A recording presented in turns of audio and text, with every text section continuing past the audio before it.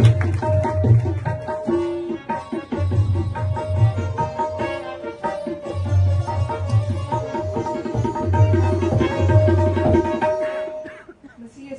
सबको सलाम।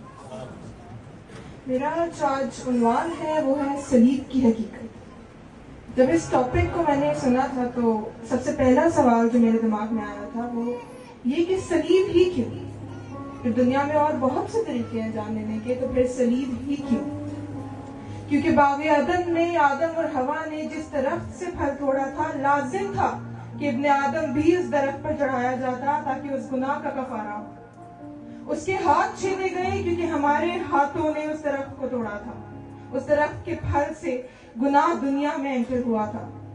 उसकी पसली में नेजा छेड़ा गया क्योंकि आदम की पसली से हवा बनी थी, और खुदा ने कुल इंसानियत, क्या हवा क्या आदम, सबका कफारा देना था। उसके पैरों में कील ठोके गए क्योंकि पैदाइश के 3 बाब 15 आयत में लिखा है, और मैं तेरी और औरत के दरमियान और तेरी नस्ल और औरत की नस्ल के दरमियान दुश्मनी रखूंगा। वो तेरे सर को कुचलेगा और तेरी एड़ी को काटेगा। मसीह की एड़ी में कील ठोके गए ताकि हमारे गुनाहों का कफारा हो। सलीब की हकीकत ये है, ये वो कफारा है जो आपके और मेरे लिए अदा किया गया। सलीब की हकीकत लानत, खौफ और मौत थी, और ये सिर्फ सलीब की हकीकत नहीं थी, ये आपकी और मेरी भी हकीकत थी। लेकिन जब आपका और मेरा यीशु मसीह आया तो सब कुछ बदल गया। वही सलीब जिस पर कभी शैतान का राज था, वो मौत की अलामत थी, वो आपका और मेरा कफारा बन गई। सलीब पर शैतान का राज था, लेकिन अब वो हमारी फतह है। खुदा और इंसान के दरमियान जो रास्ता बंद हो चुका था, मसीह ने अपने खून से उसको खोल दिया। और ये बात याद रखें कि खुदा को सलीब की जरूरत नहीं थी अपनी मोहब्बत साबित करने के लिए।